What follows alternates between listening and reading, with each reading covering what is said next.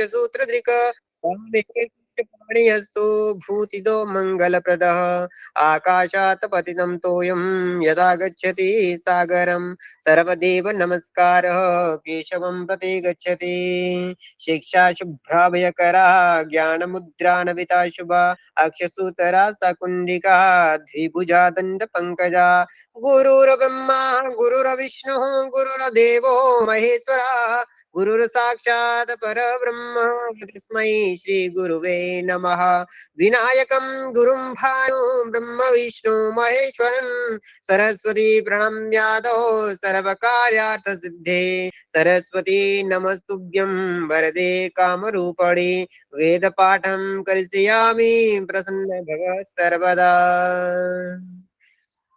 जय जय श्री राधा रमण जय जय नवल किशोर जय गोपी चित चोर प्रभु जी जय जय माखन चोर श्री राधे मेरी स्वामिनी मैं राधे जू को दास जन्म जन्म मोहि दीजियो निज वृंदावन को वास भक्त भक्ति भगवंत गुरु चतुर नाम बपुए का इनके पद वंदन किए नासहि विघ्न अणिक रविरुद्र पितामह विष्णुनुतं हरिचन्दन कुङ्कुम पङ्कयुतं मुनिवृन्द गजेन्द्र समानयुतं सरस्वती पादयुगं शशिशोद्ध सुधाहिम धामयुतं शरदम्बर बिम्ब समानकरं बाहुरतन मनोहर कान्तियुतं तव नौमि सरस्वती पादयुगं कनकाब्ज विभूषित भूतिपवं भवभाव विभावित भिन्न पदं प्रभु चित्त समाहित साधु पदं तव नौमि सरस्वती पादयुगम् भवसागरमध्यन भीतिनुतं प्रतिपादित सन्ततिकारमिदं विमलादिक शुद्ध विशुद्ध पदं तव नौमि सरस्वती पादयुगम् मतिहीन जनाश्रय पारमिदं सकलागम भाषित भिन्न पदं परिपूरित विश्वमनेक भवं तव नौमि सरस्वती पादयुगम् सुरमौलिमणि द्युति शुभ्रकरं विषयादि महाभय वर्णहरं निज कांति विलोमित चंद्र शिवं तव नौमि सरस्वती पादयुगं गुणनैक कुल स्थिति भीति पदं गुण गौरव गर्वित सत्य पदं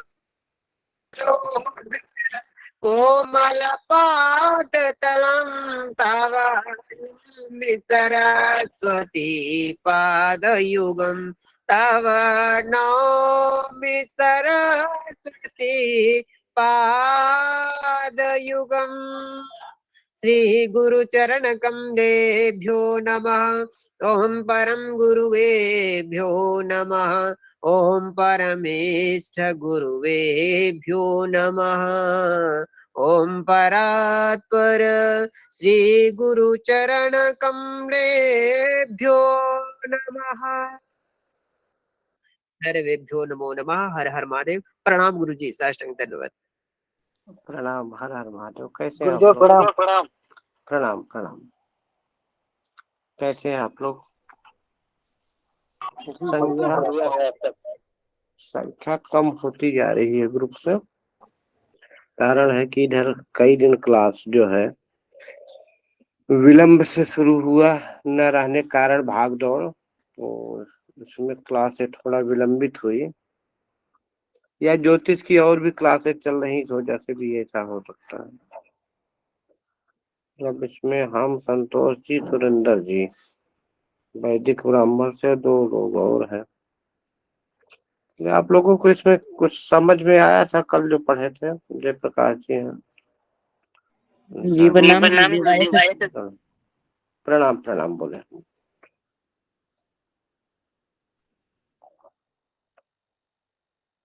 किसी का कोई प्रश्न है तो जब तक लोग नहीं जुड़ रहे हैं तो थोड़ा एक आध प्रश्न कर लीजिए, तब किसी चीज पे बताते हैं। कोई प्रश्न किसी का है?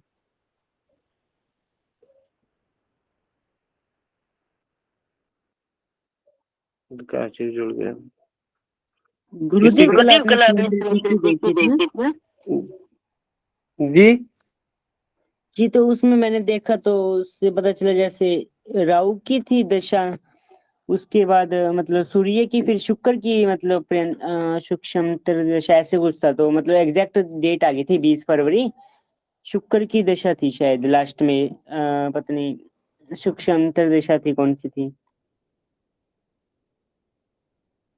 तो आ गई प्रत्यंतर दशाएं आए होगी क्योंकि जो है ना, अब वो जी इसलिए गुरु। होता क्या है कि एग्जैक्ट कुंडली अगर खुल जाए ना, तो अब इसमें दशाएं अंतर दशाएं थोड़ा, या तो अपने पास लैपटॉप रहे, जैसे जैसे बताया जाए ना, दशा अंतर दशा प्रत्यंतर दशा खोलते जाए तो आ जाए। तो कहने का मतलब शुक्र शुक्र और राहु में हुआ था शादी। जी कल वाले पे, हाँ कल वाले पे ना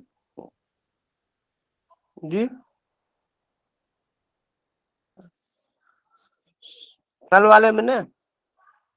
जी गुरुदेव। हाँ, तो करीब करीब, चलो ठीक है, करीब करीब सूत्र सही ही है। देखो ऐसा है ना, किसी भी सूत्र पे सीधा सीधा मना कर देना कि नहीं ये नहीं सही है तब भी गलत है, और सीधा सीधा आंख मूंद के विश्वास कर लेना जब तक 2 4 10 कुंडलियों पे नहीं कर लेते, क्योंकि हमने बता दिया, आपने लिख लिया और हम आगे बढ़ गए।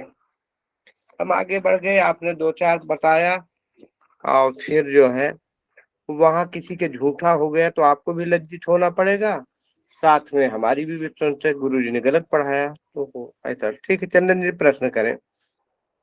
गुरु जी कैसे देखा जाता है जातक पीने वाला है? चंदन जी फिर से बोले, मैं माइक बंद कर लूं तो। कैसे चेक किया जाता है कुंडली में जातक बहुत ज्यादा शराब पीता है? शराब पीना देखो, द्वितीय भाव से, वाणी के भाव से, मुख के भाव से, द्वितीय भाव से लगने इस पे, इन चीजों पे किया जाता है। इसके लिए अभी जो है, क्योंकि क्लास में हम सप्तम भाव पे चल रहे हैं, चर्चा कर रहे हैं। बालक की कुंडली होगी तो आप कुंडली देख के क्या कहते हैं प्रश्न कर सकते हैं, ठीक है, पर्सनल। क्योंकि ग्रुप में जो रोज रोज अगर ऐसे प्रश्न हम लेने लगे तो ग्रुप में हम जो पढ़ा रहे हैं ना, उस विषय की पढ़ाई थोड़ा बाधित होती है।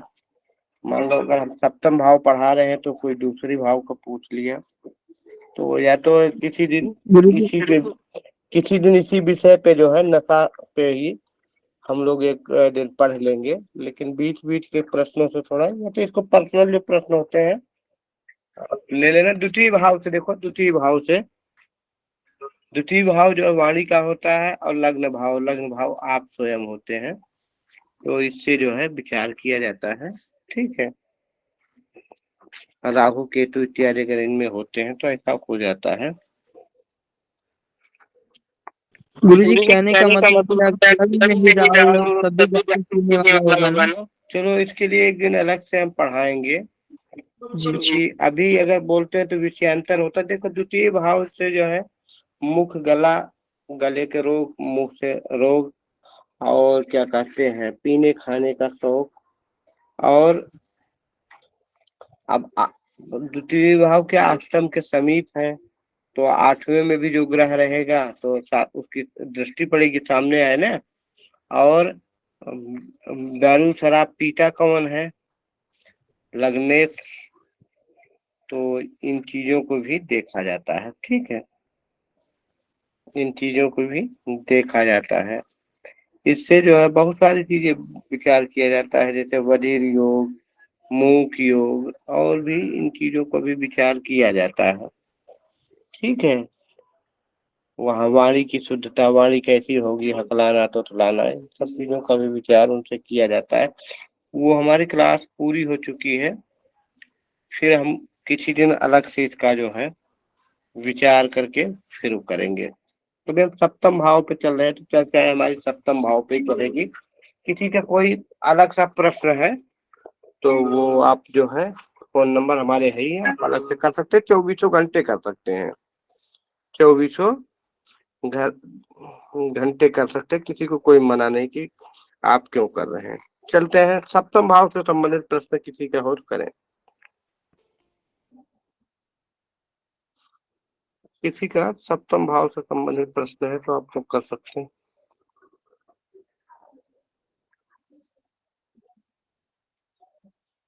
संतोष जी, जी गुरुदेव। समझ में आ रहा था? जी हाँ, आ रहा है। आ रहा है तो अगर किसी का जो है समझ में आ गया कि विवाह कब होगा, तो अगर आप पे दशांतर दशा है तो आप निकाल देंगे। जी सुरेंद्र जी, सुरेंद्र जी लेफ्ट हो गए। चले। विकास जी, हाँ आ गए, आ गए। विकास जी बताएंगे।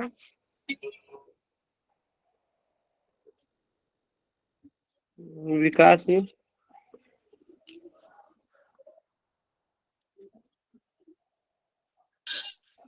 जी गुरुजी क्षमा चाहूंगा, बीच में कॉल आ गई थी जिस कारण मैं कोई बात नहीं, ठीक है, जरूरी है। विकास जी समझ में आया जो कल पढ़ाया गया या इसके पहले पढ़ाया गया?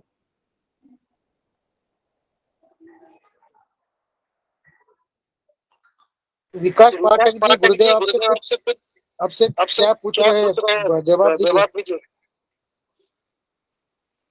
चलो नहीं समझ में। चलो आज एक नए विषय पे विचार कर रहे हैं, सप्तम भाव से संबंधित है। विवाह में स्त्री संख्या, एक विवाह होगा कि दो विवाह होगा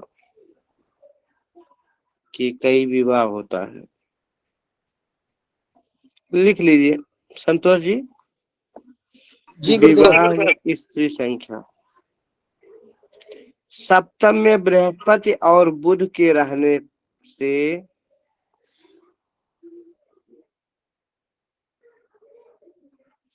सप्तम में बृहस्पति है और बुध है,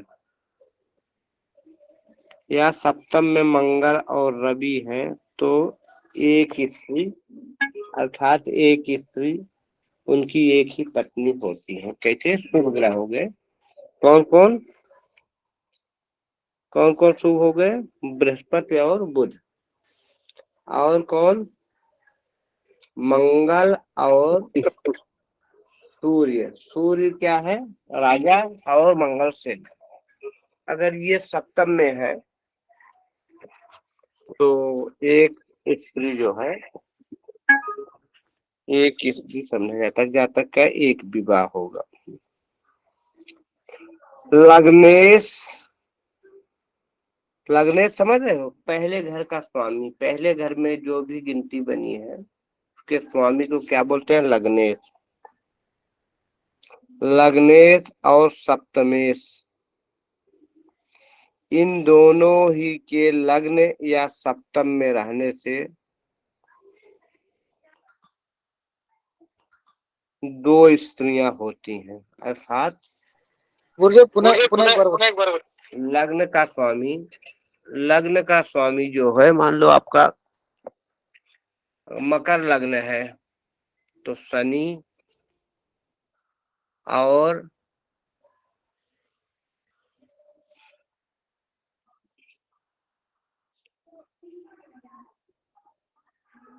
लग्नेश और सप्तमेश, इन दोनों ही के लग्न या सप्तम स्थान में रहने से दोष है। मान लो लग्न का स्वामी शनि है और अब जब लग्नेश शनि हो जाएगा तो वहां कौन राशि होगी? 4 नंबर की राशि हो जाएगी। तो अब वो शनि अथवा 4 नंबर के स्वामी कौन होते हैं? कर्क के स्वामी चंद्रमा। तो चंद्रमा और शनि अगर लग्न में एक साथ बैठ गए तो 7वें पे दोनों की दृष्टि पड़ेगी, या 7वें घर में ही एक साथ बैठ गए तो ऐसी स्थिति में 2 विवाह की संभावना होती है। जैसे या मान लो लग्न 7 नंबर की गिनती शुक्र हो गए तो 7, 8, 9, 10, 11, 12, 1, और तो यहाँ 1 नंबर की गिनती मंगल। अगर मान लो लग्न में आपके तुला की लग्न है तो 7वें घर में मेष राशि बनेगी, तो मंगल और शुक्र लग्न में एक ही साथ बैठ जाए या सप्तम भाव में एक साथ बैठ जाए तो ऐसी स्थिति में 2 विवाह का या 2 पत्नी का योग बनता। कब? समझ गए? जी गुरुदेव। किसी के नहीं समझ में आया तो बताएं। कहने को तो लग्नेश और सप्तमेश सप्तम स्थान में अथवा लग्न स्थान में, और साथ उनका सप्तम से संबंध बन जाता है, तो उनमें दोनों एक होके अर्थात युति बना के बैठ जाए तो ऐसी अवस्था में 2 विवाह की संभावना हो जाती है। ठीक है, समझ में आ गया सबके?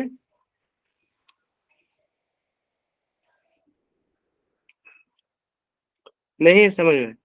लेकिन अगर सप्तमेश अथवा लग्नेश ये स्वगृही है, समझ रहे हैं? इस सूत्र का थोड़ा सा जो हमने बताया कि अगर स्वगृही है तब एक ही विवाह होगा। कब? अगर लग्नेश और सप्तमेश युति बना के 7वें अथवा लग्न में बैठ जाए तो 2 विवाह की संभावना होती है। लेकिन अगर ये स्वगृही है, अपने घर में ही है, मतलब लग्न का स्वामी शनि है और शनि जो है लग्न में ही बैठ गया, या चौथे घर में, जैसे हमने बताया था चौथे घर में क्या, 7वें घर में, 7वें घर में 4 नंबर की चंद्रमा स्वगृही होके उसी में बैठ जाए तब 2 विवाह नहीं होगा, क्योंकि कोई भी ग्रह अपने घर की हानि नहीं होने देगा। ठीक है, स्वगृही होने पे यही फायदा होता, कोई भी ग्रह अपने घर की हानि नहीं देगा, होने देता। समझ गए? जी। चले और दूसरा सूत्र सुने। सप्तमेश मतलब 7वें भाव का स्वामी, 7वें भाव में कोई भी अंक हो सकता है। ठीक है, सप्तमेश और द्वितीयेश अर्थात धन भाव के स्वामी, दूसरे घर के स्वामी, लग्न से दूसरा घर होता। सप्तमेश और दूसरे घर के स्वामी अगर शुक्र के साथ अथवा पाप ग्रह के साथ होकर के जन्म कुंडली के 6, 8, 12 इन त्रिक भावों में बैठ गए तो एक स्त्री के मृत्यु हो जाने के बाद अथवा या एक स्त्री से वियोग होने के बाद दूसरे विवाह के चांसेज बढ़ जाते हैं, दूसरे विवाह की संभावना हो जाती। कैसे? 7वें भाव के स्वामी और दूसरे भाव के स्वामी शुक्र के साथ सातवें और दूसरे घर के स्वामी की युति हो और शुक्र के साथ कहाँ बैठे हो, छठवें घर में, मतलब ऋण रोग शत्रु वाले में, अथवा आठवें घर में आयु और मृत्यु का जहाँ विचार करते हैं, अथवा 12वें जहाँ से विदेश और व्यय का विचार करते हैं। अगर मतलब इन त्रिक भावों में 6, 8, 12 अच्छा भाव नहीं करता है। लग्नेश अगर दूसरे घर वाले द्वितीय से मित्रता किया है। अब यहाँ अच्छा शुक्र से, अथवा मान लो किसी जातिका की कुंडली है तो जातिका का किससे देखते हैं, बृहस्पति से। शुक्र और बृहस्पति शादी के दो ही कारक होते ना, इनकी अगर युति हो, लग्नेश द्वितीय, ठीक है, या सप्तमेश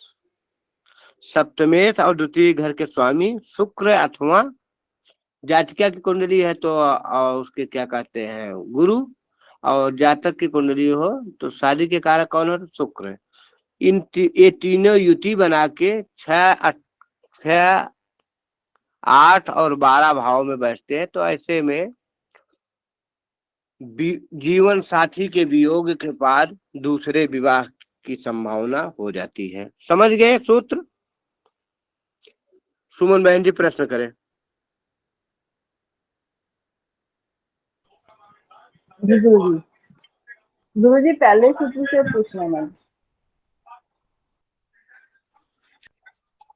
बोले हेलो,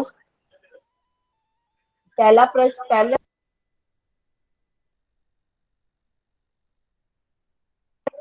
हेलो गुरुजी, मेरी आवाज आ रही है? बोलिए आवाज आ रही है, आप बोले। अच्छा, ठीक है।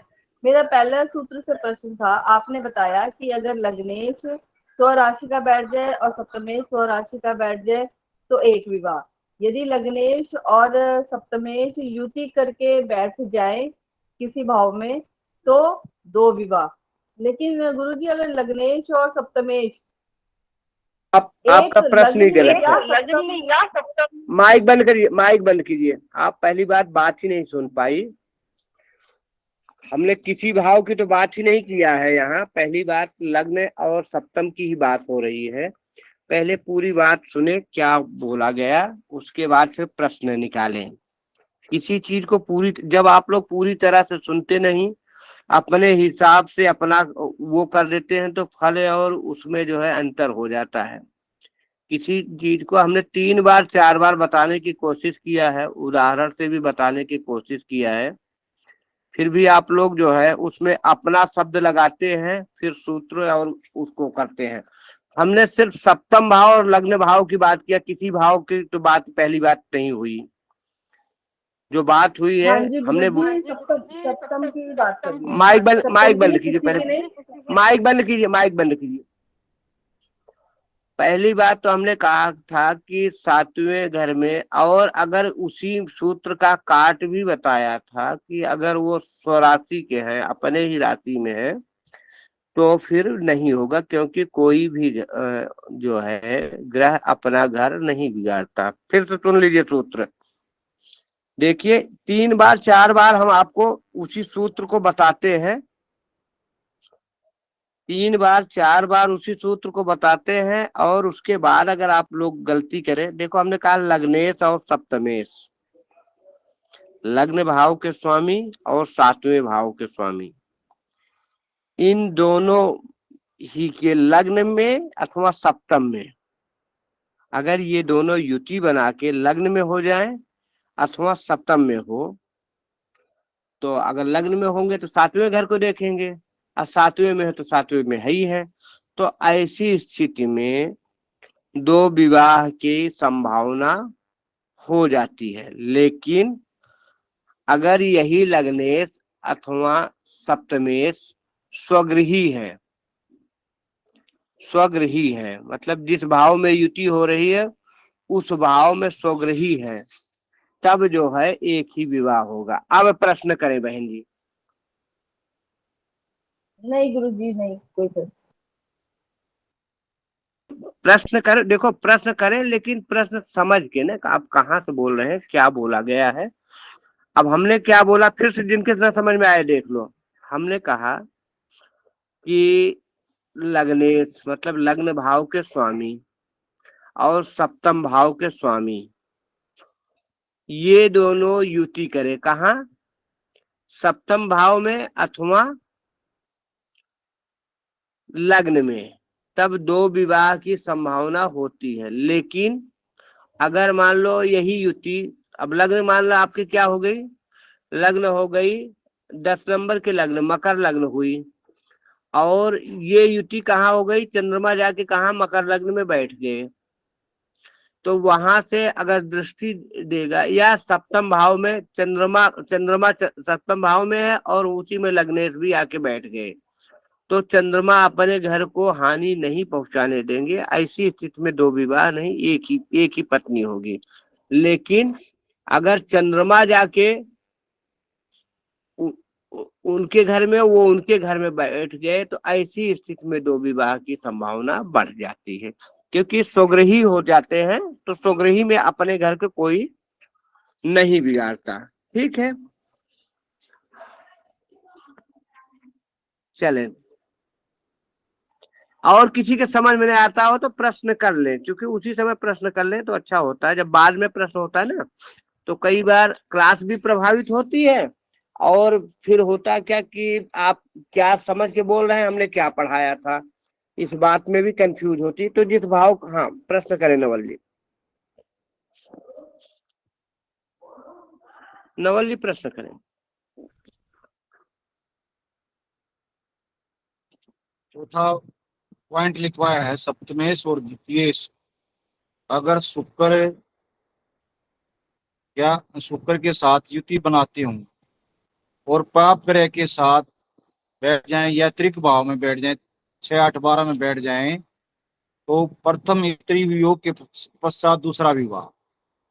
और इसी में जो लग्नेश द्वितीय से अगर गुरु या सप्तमेश के स्वामी या तीनों युति बनाकर 6, 8, 12 में बैठते हो, तो प्रथम पति के वियोग के बाद दूसरा विवाह। क्या ये मैंने सूत्र ठीक है?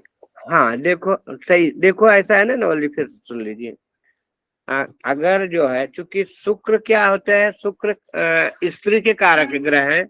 अगर मान लो किसी कन्या की हम कुंडली देख रहे हैं, तो उसमें शुक्र की जगह बृहस्पति ले लो, ठीक है, उसमें शुक्र की जगह बृहस्पति ले लो।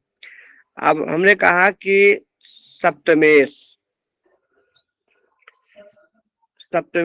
और लग्नेश, लग्न भाव के स्वामी और 7वें घर के स्वामी, ठीक है, लग्न भाव के स्वामी और 7वें भाव के स्वामी, ठीक है। और इनके शादी के कारक कौन होते हैं, शुक्र और बृहस्पति। अब जातक या जातिका जिनकी कुंडली है वो, अगर ये कहीं से इकट्ठे हैं और कहीं किसी पाप ग्रह से, किसके, राहु केतु या शनि इत्यादि पाप ग्रह से भी जो है संबंध बना लिए, इनके साथ इकट्ठे हैं, ठीक है।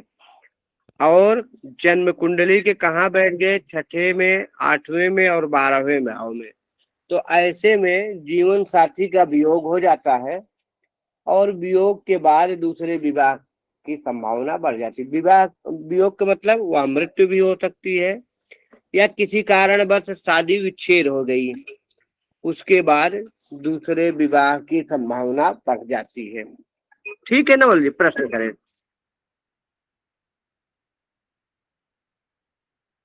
नवल जी प्रश्न करें, समझ में आ गया? नहीं समझ पा रहे शायद कोई, फिर से देख लो। हमने कहा 7वें भाव के स्वामी और लग्नेश,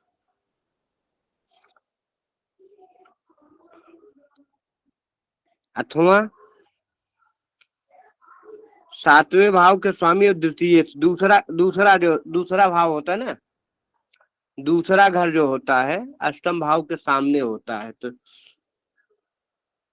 अष्टम भाव के सामने होता है। सप्तमेश और द्वितीयेश दूसरे घर के स्वामी और 7वें घर के स्वामी, शुक्र के साथ या जातका की कुंडली है तो उसमें गुरु भी ले लीजिए, ठीक है। और जातक की कुंडली है तो शुक्र के साथ। किसी पाप ग्रह से युक्त होके, किसी पाप ग्रह के साथ होकर के छठे, आठवें, 12वें में युति बना के बैठ जाते हैं, तो इसमें जो है जीवन साथी से विच्छेद होना, विच्छेद हो जाता है और ऐसी स्थिति में दूसरा विवाह हो जाता है। नवल जी समझ में आ रहा है? सुमन बहन जी, सुमन बहन जी,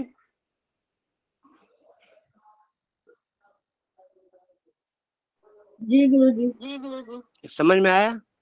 जी आ गया जी। हाँ, क्या क्या बोला कि दूसरे घर के स्वामी और सप्तम के घर के स्वामी शुक्र के साथ अथवा गुरु के साथ है, क्योंकि शादी के कारक 2 हैं। अगर जातकिया की कुंडली है तो उसका पति का विचार किया जाता है गुरु से, और किसी जातक की कुंडली है तो शुक्र से। तो इनके साथ युति हो जाए अथवा कोई पाप ग्रह के साथ युति हो जाए, और वो बैठे कहाँ? 6, 8, 12। छठे घर में, 8वें घर में अथवा 12वें घर में। अच्छा बहन जी, एक चीज और बता दूं, तो अब ऐसे में होता जीवन साथी से वियोग हो जाता है, किसी कारणवश किसी की मृत्यु हो जाए या किसी बार लड़ाई झगड़ा इत्यादि से कई बार अलगाव हो जाता है, अलग शादियां टूट जाती हैं जैसे कहते हैं। तो ऐसे स्थिति में दोबारा विवाह होने के संभावना। और एक चीज समझ लीजिए, कई बार सप्तमेश छठे में चले जाएं, छठे घर में चले जाएं तो पत्नी बीमार हो जाती है। सप्तमेश अगर छठे घर में हो जाए तो पत्नी बीमार हो जाती है। लेकिन अगर सप्तमेश जब अष्टम में चले जाते हैं, सप्तमेश जब अष्टम में चले जाते हैं तो ऐसी स्थिति में ज्यादातर, अगर कहीं से शुभ ग्रह की दृष्टि न पड़े, सप्तमेश अष्टम भाव में बैठ गए हैं और कहीं से शुभ ग्रह की दृष्टि न पड़े, शुभ ग्रह में बृहस्पति और शुक्र ही मानो और नहीं, तो ऐसी दशा में विवाह जो है विच्छेद की संभावना बहुत हो जाती है। या तो जीवन साथी की मृत्यु हो जाती है तब अलगाव हो जाता है, या तो किसी कारण बस लड़ाई झगड़ा इत्यादि से दोनों में अलगाव की स्थिति हो जाती है, अर्थात पति पत्नी अलग हो जाते हैं। ठीक है। सप्तमेश अगर छठे में बैठ गए तो थोड़ा रूढ़वादी, पति पत्नी में थोड़ा लड़ाई झगड़ा हो सकती है, थोड़ा संबंध में दिक्कत हो सकती है, पत्नी बीमार हो सकती है।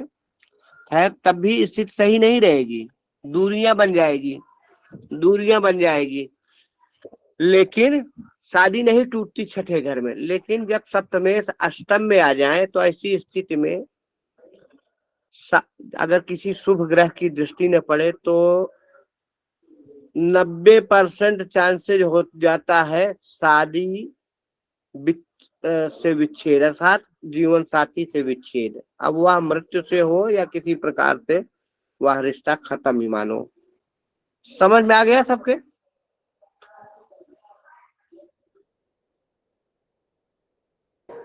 गुरुजी समझ में आ 12वें गया भाव जी? गुरुजी 12वें भाव, सप्तमी हाँ ठीक है, बढ़िया आपका हुआ। 6, 8 तो हो गया 12वें भाव में। देखो 12वां भाव भी कोई बढ़िया भाव नहीं होता, लेकिन कई बार 12वें भाव से सप्तमेश का होता क्या कि 12वां भाव विदेश का भी है, तो कई बार थोड़ा अलगाव तो वहां भी हो जाता बहन जी, उषा बहन जी, अलगाव तो वहां भी हो जाता। जीवन साथी थोड़ा दूरी बनाकर आप विदेश जाके मान लो रहने लगा, खाने पीने महीना 2 महीना तो वो एक तरह से विच्छेद ही हो गया। लेकिन अब वो विदेश रह रहा है या थोड़ा सा अलगाव तो वहां भी हो सकता है, अलगाव हो गया लेकिन थोड़ा सा दूरियां बढ़ गई, तो कोई जरूरी नहीं है कि वहां से शादी टूट ही जाए। जैसे छठे का बताया, छठे से भी दूरियां हो जाती है तो लेकिन रिश्ता कोई बहुत बढ़िया नहीं रह जाता। अगर वहां 12वें, हाँ स्वग्रही है, उसी का घर है, तो थोड़ा कुछ नॉर्मल है। कहीं से शुभ ग्रहों की दृष्टि पड़ जाए तब तो ठीक है, नहीं तो अगर 12वें में भी सप्तमेश बैठ जाता है तो ऐसी स्थिति में कोई जीवन साथी से बहुत बढ़िया संबंध नहीं रह जाता, अर्थात जीवन साथी से एक तरह से वियोग हो ही जाता है। चाहे वह विदेश में चला जाए, आदमी घर से दूरी, देश प्रदेश काम करे, तो एक तरह से वियोग हो ही जाता है, वह रिश्ता ठीक नहीं होता। गौतम जी प्रश्न ले रहे हैं, अभी प्रश्न और किसी का था, आपसे पहले हैंड चेक किए थे, कौन थे आपसे पहले? जय जी। गौतम जी, हाँ प्रश्न करें। जय जी गौतम जी प्रश्न से प्रश्न करें। हाँ, गौतम जी से पहले कोई हैंड चेक किए थे। जय जी, जय गुरुदेव जी। मेरा क्वेश्चन जी, आपने कहा जैसे जो सप्तम भाव का मालिक है वो अष्टम में आ गया तो मतलब वियोग हो जाएगा, लेकिन शुभ दृष्टि पड़े तो वो शुभ दृष्टि सप्तम पे पड़े, सप्तमेश के मालिक मतलब जो अष्टम में बैठे हैं, छठे भाव में बैठे हैं उसे? देखो जहाँ बैठे हैं दृष्टियां वही काम करती हैं, हम जहाँ बैठे हैं, मान लो सप्तमेश आपके अष्टम में बैठ गए और वहीं पे कहीं से गुरु की दृष्टि पड़ रही है, तब तो जो है थोड़ा सा गलीमत होगा, वियोग तो तब भी होगा, रिश्ते तब भी, लड़ाई झगड़ा या किसी से दूरियां तब भी बनेगी, लेकिन हो सकता है वह रिश्ता न टूटे।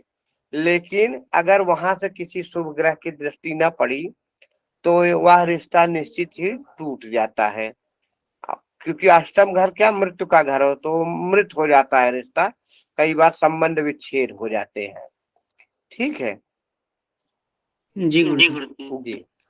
हाँ, गौतम जी है कि गौरी जी गौरी जी है? गौरी जी गुरुदेव प्रश्न। प्रणाम। प्रणाम प्रणाम। ये जैसे आपने बताया कि ये अगर ये जातिका की कुंडली हो तो फिर जातक का वियोग होगा, पतिदेव का भी ऐसा ही संबंध है कि?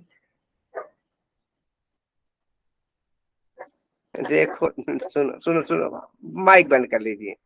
देखो किसी जातिका की कुंडली होते हैं ना, तो उनके शादी के कारक, क्योंकि पति के होता है ना, तो वहां गुरु देखा जाता है। गुरु ग्रह क्या, जब ग्रहों के हमने पढ़ाया था जाति, और ग्रहों की पढ़ाया था कि पुरुष संज्ञक ग्रह कौन होते, स्त्री संज्ञक ग्रह कौन होते, नपुंसक संज्ञक ग्रह कौन होते, तो बृहस्पति को हमने पुरुष संज्ञक ग्रह में बताया है। और स्त्री के लिए स्त्री संज्ञक ग्रह कौन को बताया, शुक्र को। तो शुक्र से पत्नी की विचार, मान लो किसी जातक की कुंडली है, तो जातक के पति तो होते नहीं, जातक के पति तो होते नहीं, तो वहां शुक्र का विचार किया जाता है कि दूसरे घर के स्वामी और सप्तम घर के स्वामी और शुक्र युति बना के अगर अष्टम में बैठ जाए, छठे में बैठ जाए, 12वें में बैठ जाए, या किसी और जो ग्रह होते हैं ना, क्या कहा, क्रूर पाप ग्रह, किसी पाप ग्रह के साथ युति बना के 6, 8, 12 में बैठ जाए, तब जो है शादी या टूट जाती है, या वह रिश्ता जो है, या पत्नी नहीं रहती, या पत्नी से वियोग हो जाता है, उस स्थिति में दूसरे विवाह के संभावना बढ़ती है। ठीक है। और गुरु से क्या, गुरु से जो है पति का, अगर किसी जातिका की कुंडली है तो उसमें दूसरे घर के स्वामी, 7वें घर के स्वामी और गुरु। ठीक है। और गुरु किसी पाप ग्रह से युति बना करके 6ठे, 8वां अथवा 12वें भाव में, 8वें भाव में बैठ जाते हैं, तो वह रिश्ता टूटने के बाद शादी के चांस बनते हैं। ठीक है, गौरी समझ में आ गया?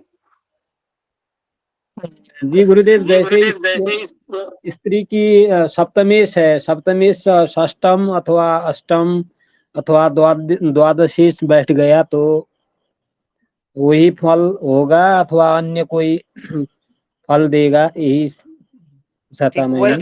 वही तो बता रहा था, आप लोग सुने नहीं। अभी इसके पहले जो हमने बोला था ना, जब उषा बहन जी प्रश्न की थी, यही बोला था कि सप्तमेश मान लो 6ठे में बैठ जाए, अगर मान लो स्त्री की कुंडली है, तो पति उसका पहली बार रोगी होगा, दूसरी चीज पति रोगी होगा, दूसरी चीज संबंध बहुत बढ़िया नहीं रहेगा, संबंध में थोड़ा दूरियां हो सकती है, थोड़ा रूढ़ रूढ़ स्वभाव का होगा, मतलब थोड़ी थोड़ी बातों पे गुस्सा इत्यादि, क्रोध इत्यादि। ऐसी स्थिति कई बार संबंध में, शादियां नहीं टूटती, शादी नहीं टूटेगी। कब शादी नहीं टूटेगी? जब तक कोई सी क्रूर ग्रह की, लेकिन थोड़ा सा दूरी बन जाएगी, चाहे वह देश प्रदेश हो, या बीमारी के कारण दूरी बन जाए, या उसके स्वभाव, उसका स्वभाव जो है, क्योंकि वह ऋण रोग शत्रु का घर है, वो हमेशा शत्रु जैसी बातें करेगी, ऐसी बातें करेगी कि आपस में लड़ाई हो जाएगी, या वह पति ऐसा बात करेगा अगर जातक की कुंडली तो आपस में लड़ाई हो जाएगी। इस कारण संबंध बहुत बढ़िया नहीं हो सकता, क्योंकि क्रूर ग्रह से युति या दृष्टि हो गई तो संबंध विच्छेद भी हो जाएगा। ठीक है जी गुरुदेव गौरी जी। हाँ। जी गुरुदेव, समझ में आ गया। लेकिन अगर सप्तमेश अष्टम में चले जाते हैं, सप्तमेश अष्टम में चले जाते हैं तो संबंध विच्छेद तभी रुक सकता है जब कभी सप्तमेश पे अर्थात अष्टम भाव पे किसी शुभ ग्रह की दृष्टि, वो भी बृहस्पति और शुक्र जैसे शुभ ग्रह की दृष्टि पड़ जाए, तभी तभी संबंध बच पाता है, नहीं तो संबंध नहीं बच पाता। हाँ, अब सप्तमे या तो सप्तमेश की वहां क्या कहते हैं स्वराशि हो, अष्टम भाव में सप्तमेश की ही राशि हो, अपने राशि में बैठे, तो अपने राशि में बैठे तो दोष थोड़ा कम लगेगा, लेकिन फिर भी संबंध ठीक नहीं रहेगा। संबंध में तो जो है दूरियां बन ही जाएगी, लेकिन अगर स्वराशि नहीं हो तो संबंध टूट जाएगा। सप्तमेश अगर अष्टम में बैठे तो ये समझ लीजिए कि 95% आप ये लिख लो संबंध विच्छेद हो गया। 5% संबंध अगर बच रहा है तो किसी शुभ ग्रहों की दृष्टि पड़ गई, या सप्तमेश की वो अपनी राशि है, सप्तमेश की अपनी राशि है तो अपने घर में ही बैठे हैं अष्टम में, लेकिन फिर भी दूरियां बनेगी, थोड़ा सा मतभेद जरूर होगा। ठीक है जी, राशि परिवर्तन हो तो जैसे सप्तमेश और षष्ठेश का राशि परिवर्तन हो, फिर एक दूसरे की राशि। फिर भी संबंध राशि परिवर्तन होगा, साथ नहीं बचेगा, क्योंकि अब यहाँ और थोड़ा खराब हो जाएगा, यहाँ मामला थोड़ा और खराब हो जाएगा। होता क्या, देखो सूत्र है क्या, छठे आठवें 12वें भाव का स्वामी जिन स्थानों पे बैठेगा उन स्थानों की फल में कमी करेगा। अगर मान लो 8वें भाव का स्वामी जाके विद्या वाले भाव में बैठ गया तो विद्या में कमी करेगा। 8वें भाव का स्वामी जाके चौथे भाव में बैठ गया तो माँ के स्वास्थ्य खराब करेगा, या सुखों में भूमि भवन वाहन सब में परेशानी या कमी करेगा, उस भूमि भवन वाहन के सुख में कमी करेगा। या चतुर्थेथ आके अष्टम में बैठ गया, चतुर्थेथ भी आके अष्टम में बैठ जाए तब भी भूमि भवन वाहन संबंधी चीजों में परेशानी होगी उस भाव के कम, क्योंकि जो भी जिस भाव का स्वामी आके 6 8 12 में बैठेगा उस भाव के फल में कमी होगी, या 6 8 12 के स्वामी जिन भावों में जाके बैठेंगे उस भाव के फल में कमी आएगी। अब है क्या कि जब क्या कहते हैं सप्तमेश जाके अष्टम में बैठ जाए या अष्टमेश जाके सप्तम में बैठ जाए तो निश्चित रूप से उस भाव के फल में कमी लाएंगे। ठीक है जी समझ, गुरुदेव। हाँ सुमन बहन जी समझ में रहे, सुमन बहन जी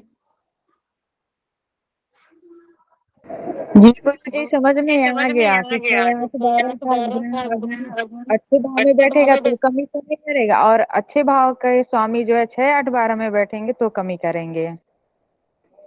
जी आ गया गुरु। जय जी आपको समझ में आया? जी गुरुदेव।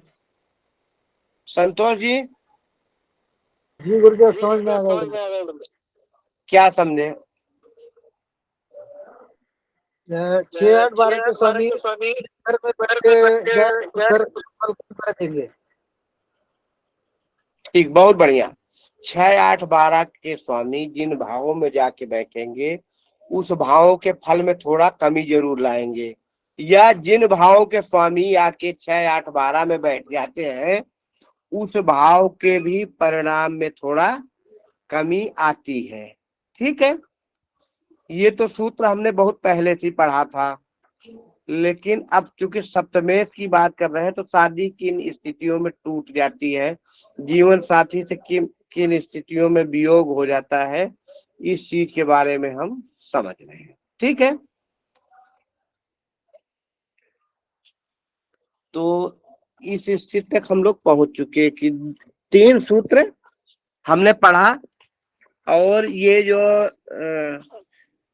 सप्तम भाव के स्वामी अष्टम वाला है, तो हमने ज्यादा तो नहीं लेकिन 10-15 कुंडलियां हमारे पास आई है। 1-2 जातक और जातिका ऐसे भी है जो हमारे ग्रुप में भी जुड़े हैं और उनका आपस में शादी का विच्छेद हुआ है हमारे इसी ग्रुप में। कभी हमारे पंचांग वाले क्लास के स्टूडेंट्स रहे हैं, नाम नहीं बताऊंगा आपको, लेकिन कुछ हमारे पंचांग के स्टूडेंट्स रहे हैं, कुछ ज्योतिष के भी स्टूडेंट्स हैं, उनके साथ भी उनके क्या कहते हैं सप्तमेश जाके अष्टम में बैठे थे और उनका जो है शादी से विच्छेद हुआ।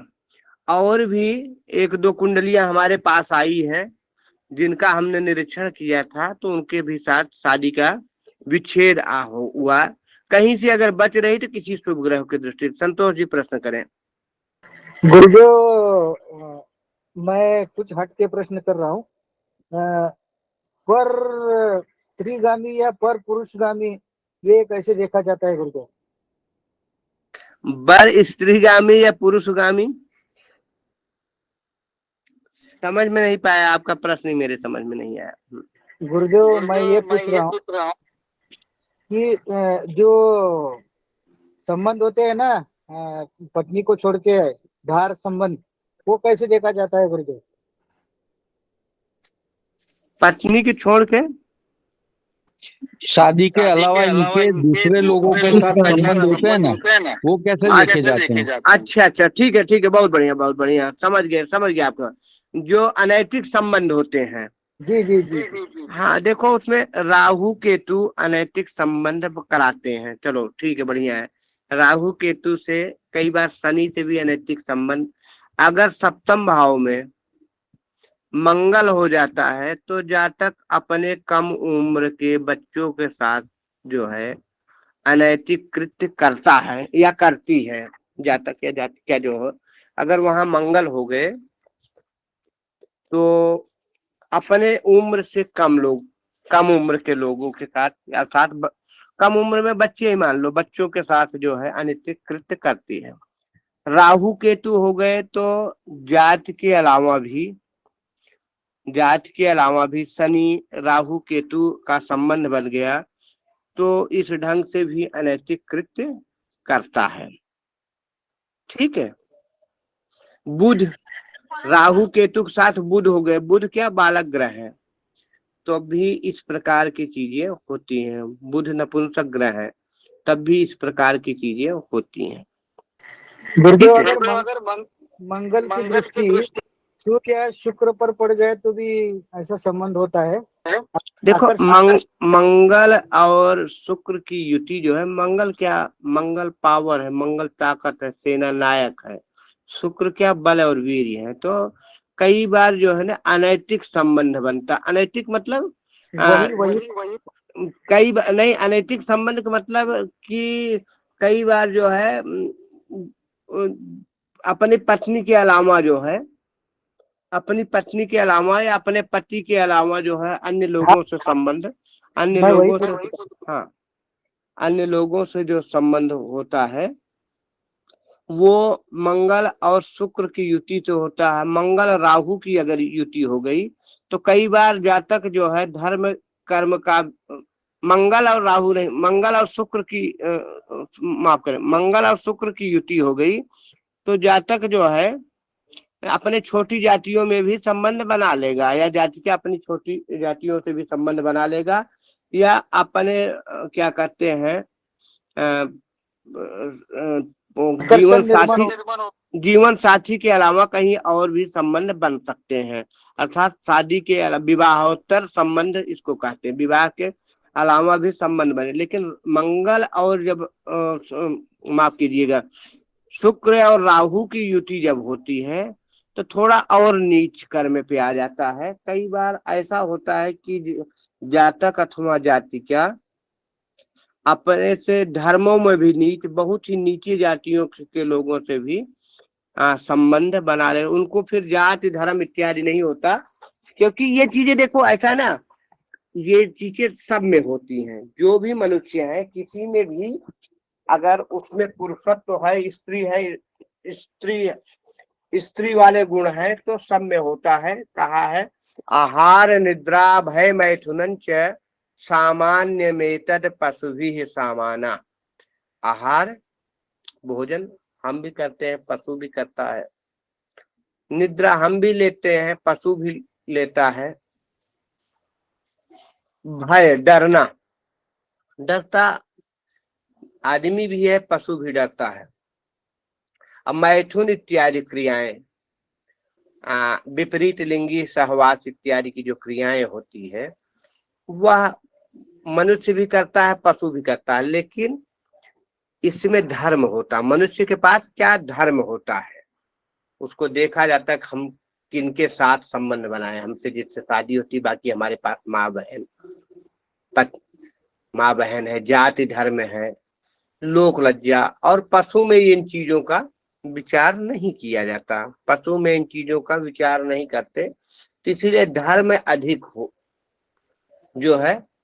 अब बृहस्पति इत्यादि जब ग्रहों की दृष्टि पड़ जाती है तो व्यक्ति धार्मिक हो जाता है, धर्म से जुड़ जाता है। तो उसके सामने इच्छाएं तो उसकी भी होती हैं, ऐसा नहीं इच्छाएं किसकी नहीं होती, इच्छाएं सबकी होती, लेकिन उसके सामने एक धर्म हो, ये उचित है या अनुचित है।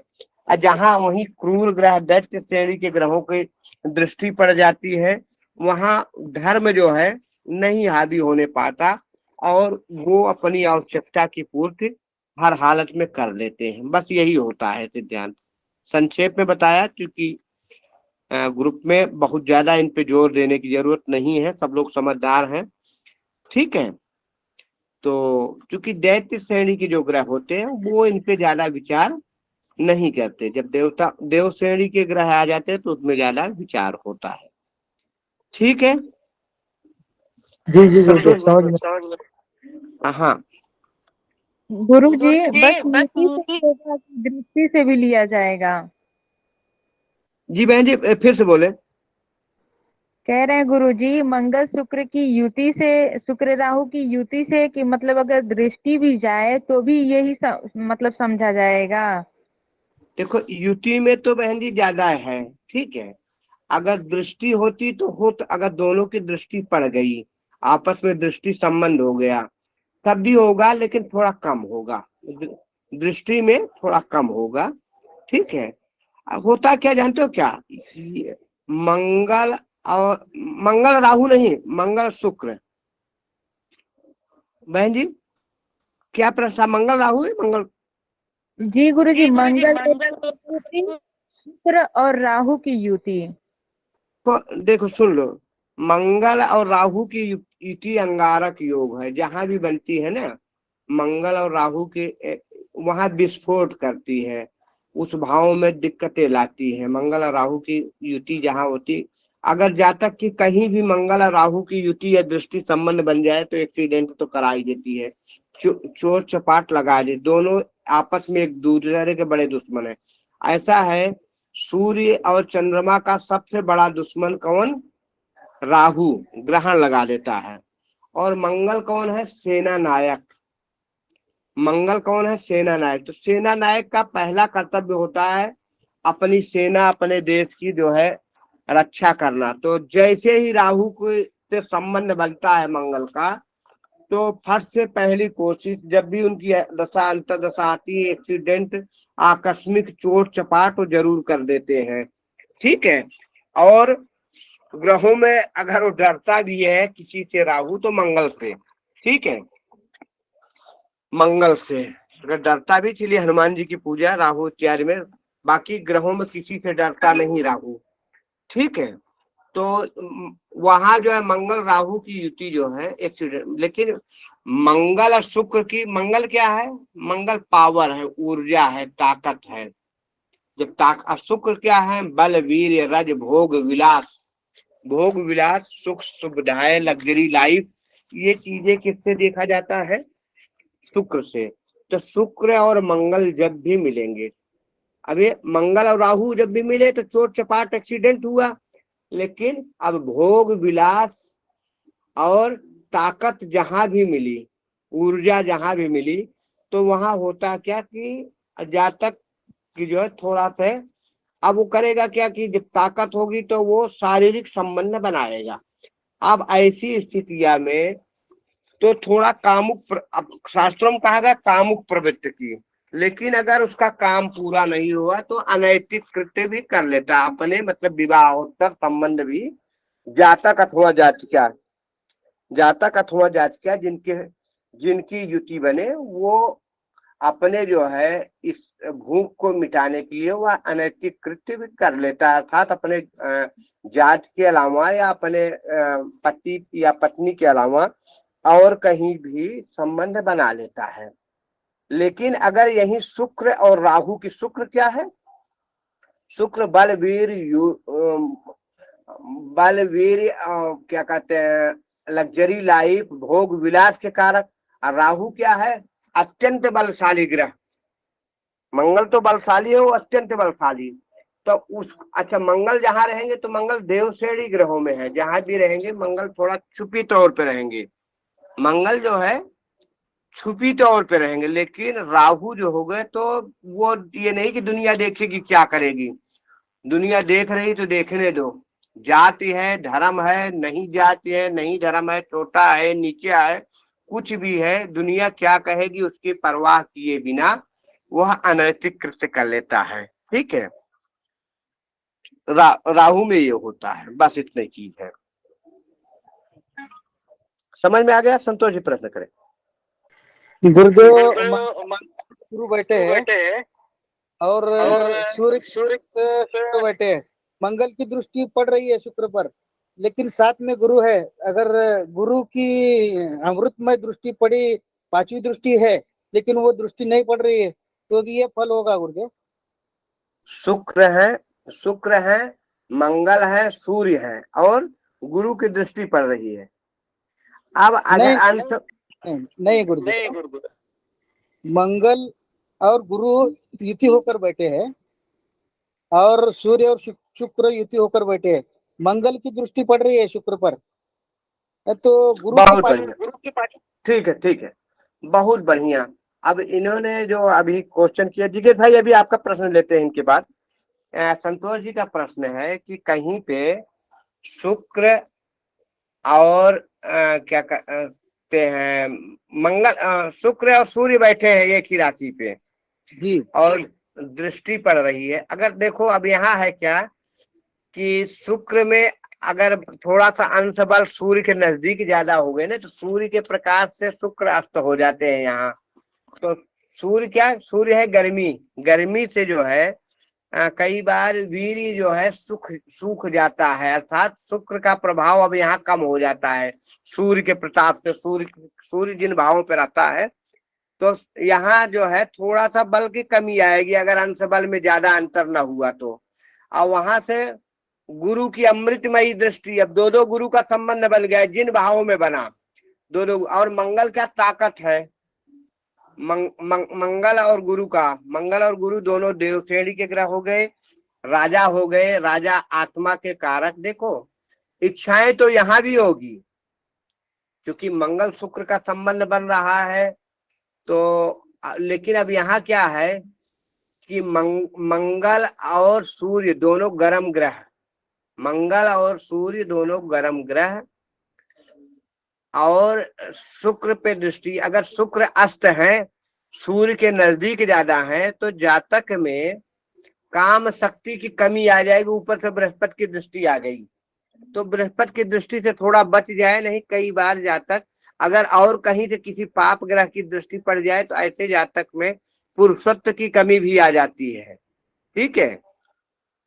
ऐसे जातक, हाँ शुक्र, सुनो एक चीज और सुन लो, शुक्र और सूर्य की युति, शुक्र सूर्य बुध की युति हो, ये सूत्र है, शुक्र सूर्य और बुध की युति हो, कहीं से कोई सी पापक ग्रह जैसे मंगल, शनि या राहु उनकी दृष्टि पड़ जाए तो ऐसे में नपुंसक योग या पुरुषत्व की कमी की स्थिति बन जाती है। यह सूत्र है, ठीक है।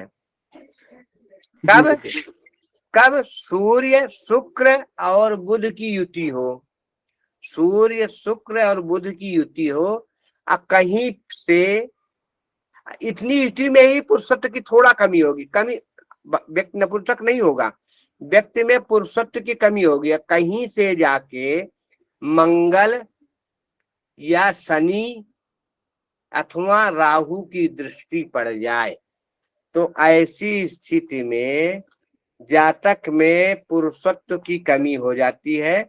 कई बार ऐसे जातक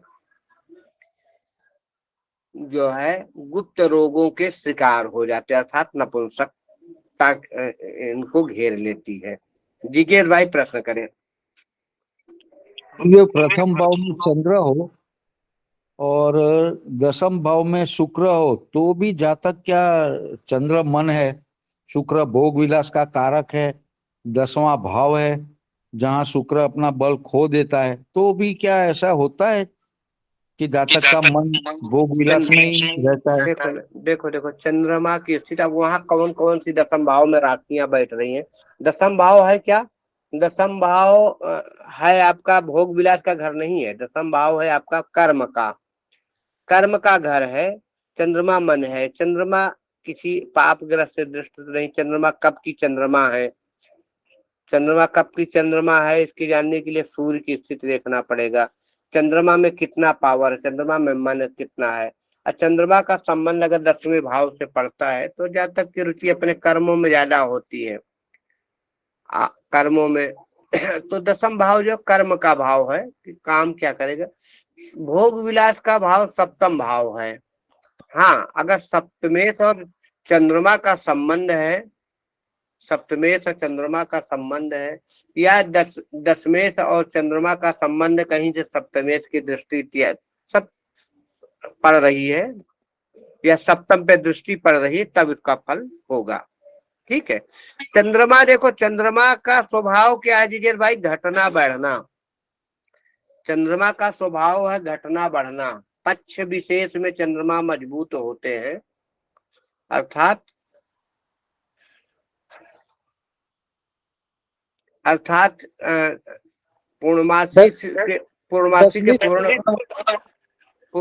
पूर्णमासी के पूर्ण रूप में चंद्रमा होते हैं, और जो है करीब कृष्ण पक्ष के षष्ठी तक, उसके बाद चंद्रमा क्षीण होना शुरू हो जाते, धीरे धीरे घटना शुरू हो जाते हैं अमावस्या के दिन, बिल्कुल। और उधर षष्ठी शुक्ल पक्ष की षष्ठी तक अंधेरा ही रहता है।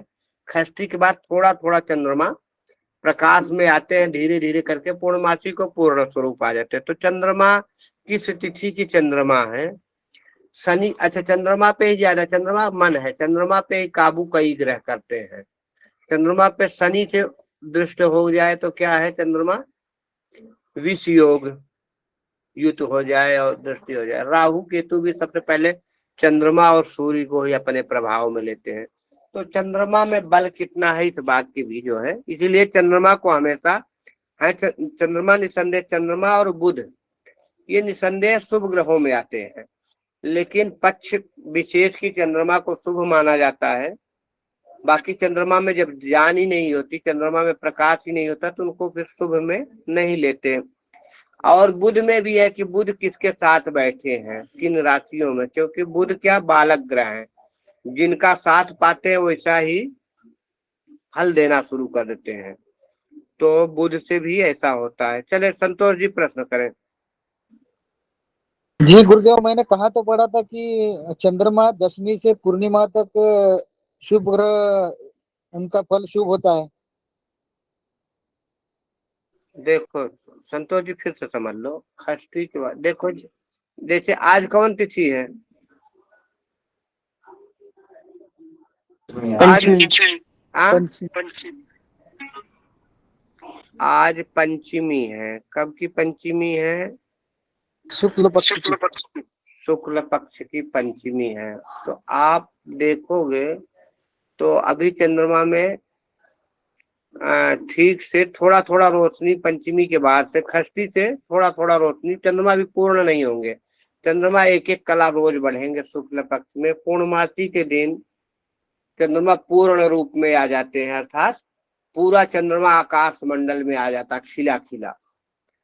फिर हुआ क्या, एक एक घटना शुरू किया। जब प्रथमा तिथि आई, परवा तिथि आई ग्रहण पक्ष को, तो चंद्रमा पूरा खिला रहेगा, लेकिन पूर्णमासी से थोड़ा सा कम। और उसके बाद जब दूसरी तिथि आई तब भी पूरा खिले रहेंगे, लेकिन जो उससे थोड़ा कम, किससे? पहले वाली तिथि से।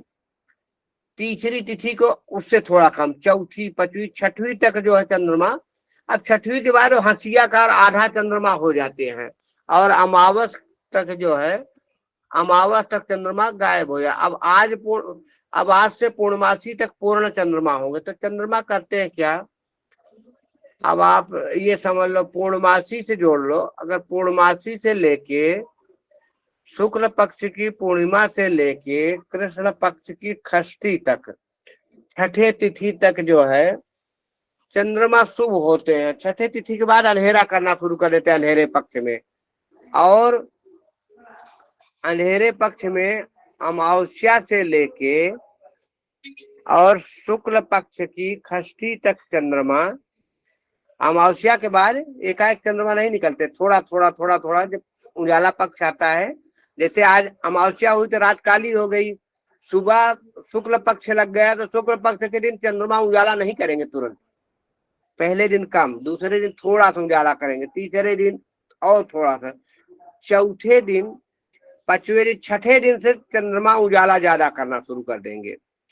तो इसलिए चंद्रमा जो है कहीं कहीं पंचमी तक कहा गया, षष्ठी के बाद प्रभाव में आते हैं। ठीक है जी, समझ में आ गया। हाँ, सबके समझ में आ गया चंद्रमा के बारे में? उषा बहन जी। जी गुरुजी शुक्ल पक्ष चल रहा है, तो शुक्ल पक्ष में षष्ठी से लेके कृष्ण पक्ष के षष्ठी तक चंद्रमा अच्छे रहते हैं। शुक्ल पक्ष के षष्ठी से लेके और कृष्ण पक्ष की षष्ठी तक। ठीक है जी हाँ, चले ठीक है, आशा है सबको समझ में आ गया होगा। गुरुजी, यदि सप्तम भाव में चंद्रमा के साथ युति हो तो क्या प्रभाव रहता है? अब वहां देखना पड़ेगा कौन सी राशि बनी है, सप्तम भाव में कौन सी राशि बनी, चंद्रमा की मित्र राशि है कि शत्रु राशि है, किस ग्रह के साथ युति हो रही है। अगर शनि के साथ युति हो रही तो फिर समझ लो क्या क्या योग बनेगा, विष योग बनेगा। राहु के साथ बन रही तो ग्रहण योग बन जाएगा। मंगल के साथ तो चंद्र मंगल युति बड़ी अच्छी मानी जाती है। तो गुरु और शुक्र के साथ होता तो गजकेसरी बन गया। हाँ, सूर्य के साथ हो गया था अमावस्या हो गया, चंद्रमा प्रभावहीन हो गए। ठीक है, तो किस ग्रह के साथ युति हो रही है? बुध और चंद्रमा में थोड़ा शत्रुता है। ठीक है, चंद्रमा तो बुध को शत्रु नहीं मानते, लेकिन बुध चंद्रमा को शत्रु मानते हैं। तो इस प्रकार से अब चंद्रमा अपने कहीं नीच राशि में तो नहीं है, वृश्चिक में तो नहीं है, तो कौन सी राशि है, किस ग्रह के साथ युति है, किन की दृष्टि पड़ रही है, इसके हिसाब से फल कहा जाएगा। चंद्रमा क्या, चंद्रमा मन है, लेकिन मन अगर पीड़ित है तो पीड़ित फल देगा, मन स्वच्छंद है, खुश है तो खुश फल देगा। समझ गए? जी गुरुजी। हाँ, नवल जी प्रश्न करें। जी गुरुजी, यदि चंद्रमा राहु के साथ भी हो और नीच में भी हो सप्तम भाव में, तो क्या फल देंगे? अब करेगा क्या, चंद्रमा पे राहु कंट्रोल, मन पे आपके राहु का कंट्रोल, आपके निर्णय शक्ति की कमी। अब वहां कौन सी राशि बन रही है ये भी देखना पड़ेगा। अब ऐसे वृश्चिक राशि बनी है 8 नंबर। अब एक तो एक चंद्रमा नीच के उसी पे राहु से ग्रसित। ठीक है, मन बड़ा दुखी, हर परिणाम, कई बार जातक आत्महत्या तक के लिए भी सोच लेगा, करेगा तो नहीं लेकिन सोच लेगा। हर एक चीज में क्रोध की अधिकता ज्यादा, निर्णय शक्ति की कमी, ऐसी दशा आएगी। और अब होता क्या कि जब सप्तम में राहु होते हैं तो हमने बताया कई बार जीवन साथी से संबंध विच्छेद करा देते हैं, लेकिन कब, अगर 21-22 साल के बाद हो रहा है तब शादी, तो 1-2 बार उसके दोस्त यारों से विच्छेद हो जाता तब तो शादियां रुक जाती हैं। नहीं तो वह जो है जिसके सप्तम में राहु होते उसका या तो पति कहीं बाहर रहे, कहीं दूरी बना कर रहे, नहीं तो संबंध विच्छेद, झगड़ा लड़ाई, मानसिक क्लेश, और कह सकते उसका वैवाहिक जीवन सुखी तो नहीं होता। ठीक है, वैवाहिक जीवन सुखी नहीं होता। कहीं से अगर शुभ ग्रह की दृष्टि नहीं पर, शुभ ग्रह की दृष्टि पड़ रही तो थोड़ा कुछ प्रभाव में कमी आएगी। ठीक है जी गुरु जी। समय ज्यादा हो गया तो चलो बहन जी प्रश्न कर लीजिए आप। आपका मेरा प्रश्न गुरु जी सिर्फ इतना था उस टाइम पर भी कि हम युति युति तो बोल रहे हैं, लेकिन युति 10 डिग्री के अंदर होगी तभी मान्य होगी ना। अगर भाव चलित में एक भी ग्रह पीछे आगे चला जाता है फिर वो युति मान्य तो नहीं रहेगी। बहुत बढ़िया प्रश्न, बहुत बढ़िया प्रश्न। माइक बंद कर लीजिए बहन जी। देखो बहन जी का है कि मान लो कोई युति, अभी राशि चेंज हो रही है, अभी राशि चेंज हो रही है, वो ग्रह किसी दूसरे राशि पे जा रहे हैं, क्योंकि 2 मिनट 4 मिनट का संबंध अभी बन रहा है तो युति बन गई, तो वह युति जाहिर सी बात है कि कम काम करेगी। जाहिर सी बात है कि वह युति कम काम, क्योंकि देखने में तो युति आएगी, तो इसीलिए उस दिन भी बोला गया था कि जब होता था, जब हम पढ़ा रहे थे कि मान लो 3 ग्रहों का संबंध आ गया कि 3 ग्रहों, तो 3 ग्रहों में जो सबसे बली ग्रह है उस पे का जो है फल माना जाता है। तो वही युति का भी है कि जो भी क्या कहते हैं, अब परिणाम अगर वो 6 अंश से ऊपर है, 6 अंश से ऊपर युति है तो जरूर परिणाम कम अथवा ज्यादा करके होगा। ठीक है, अब 6 अंश से अगर कम युति है, उधर 30 अंश से 28 से 30 का संबंध बन रहा है, तो ऐसी दशा में थोड़ा फल तो तब भी होगा लेकिन थोड़ा कम होगा।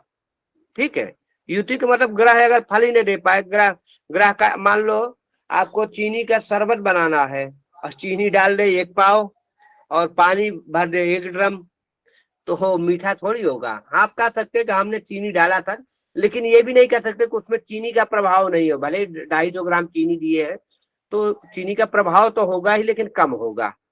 तो वैसे होता ग्रहों की छाया उस राशि पे कितना पड़ रही है। ठीक है, उस राशि पे उनका कितना प्रभाव पड़ रहा है, कितने अंश के हैं। जैसा कि बताया 0 से 6 अंश जो है शिशु अवस्था, 6 से 12 बाल्यावस्था, 12 से 18 युवावस्था, 18 से 24 वृद्धावस्था और 24 से 30 मृत अवस्था। इस ढंग से ग्रहों की अवस्था बांटी जाती है।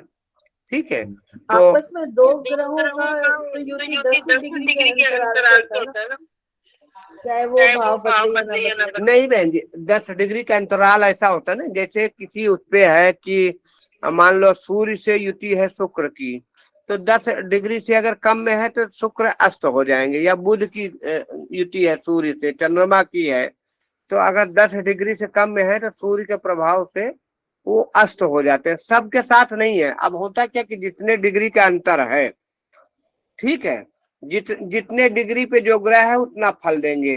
ठीक है, वो वही बात जैसे हमने बताया कि 1 ड्रम चीनी में आपको शरबत बनाना है, 1 ड्रम पानी में शरबत बनाना है, आप चीनी की मात्रा कितनी डाल रहे हो तो उसी हिसाब से मीठा होगा। बहुत ज्यादा चीनी डाल लोगे तो ज्यादा मीठा हो जाएगा, कम डालोगे थोड़ा कम होगा। तो ग्रहों की युति क्या है कि दो ग्रहों का, दो तत्व जो है, दो तत्वों का समन्वय हो रहा है वहां। युति का मतलब दो तत्व समन्वय कर रहे हैं, जिस तत्व में जितना बल होगा उसका उतना ही फल मिलेगा। ठीक है।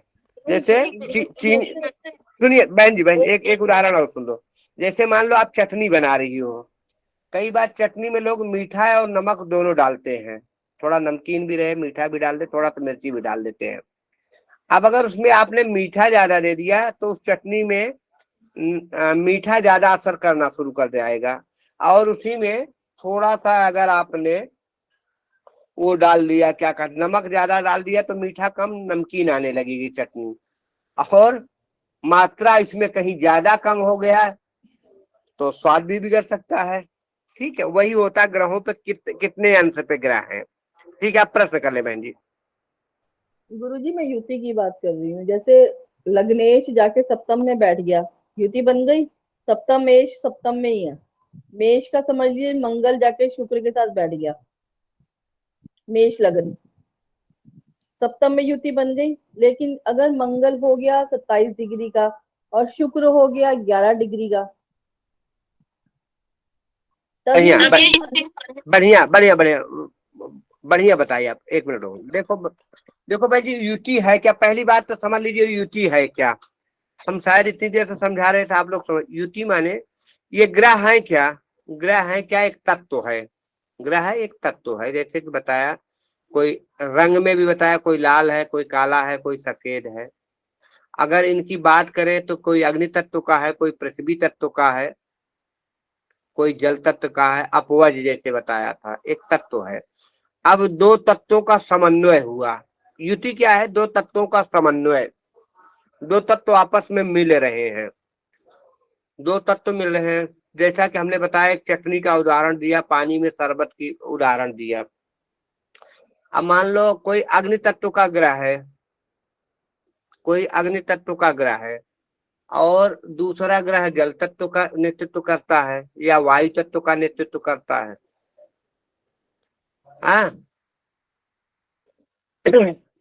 या पृथ्वी तत्व का नेतृत्व करता है, तो उनका संबंध बना, कितना संबंध बना अंश के हिसाब से, जो आप बता रहे हैं 27 का अंश का है, तो मतलब उधर वो पहले का ही, तो संबंध तो बना लेकिन थोड़ा थोड़ा बना।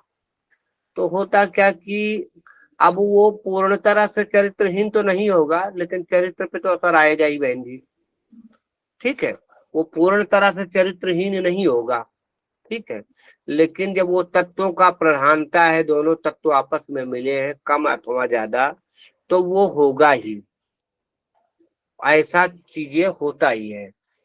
अब यह है कि मान लो उसमें तनिक बल ही नहीं, 27 के बाद 3 अंश पे वो डूब रहा, उसमें कोई सुख पे शक्ति ही नहीं है, उसमें तत्व है। तो कई बार मानसिक, तो मन में तो सोचेगा ही, मन में सोचेगा, लेकिन वो क्रियान्वित नहीं कर पाएगा, क्योंकि उसमें ताकत ही नहीं है। बस इसी चीज को समझ लो आप। जो युति हुई है, युति का मतलब दो तत्व आपस में मिल रहे हैं। सीधी सीधी शब्दों में समझ लो कि दो तत्व जब आपस में मिलते हैं तो एक तीसरे तत्व का निर्माण होता है। जैसे पानी और कलर मिला दो, पानी और कलर मिला दो तो न वो पानी कहा जाएगा न कलर कहा जाएगा, एक अलग सा रंग बन जाएगा। जैसे पानी में लाल मिला दो तो लाल रंग हो गया, हरा मिला दो तो हरा रंग हो गया। तो इन राशियों पे उन तत्वों का जो युतियां होती,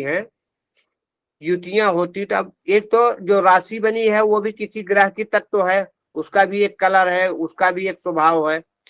उसके हिसाब पे दो ग्रह आ गए तो दो ग्रहों का भी, अगर उनसे मिल गया स्वभाव तो बढ़िया है, नहीं मिल गया स्वभाव तो थोड़ा सा अंतर होता है। उसी को युति कहते हैं, इसी को फल कहते हैं। कौन कितनी मात्रा में युति है उसी हिसाब से ज्यादा अथवा कम प्रभाव कहते हैं। समय ज्यादा हो गया, कल हम लोग इसी पे चर्चा करेंगे। नवमांश की बात किए थे, तो कल संभव हो सकेगा अगर मैं घर पे रहूंगा तो जरूर जो है नवमांश पे ही चर्चा होगी। ठीक है, हर हर महादेव, सब लोगों की शुभ रात्रि। हरे महादेव।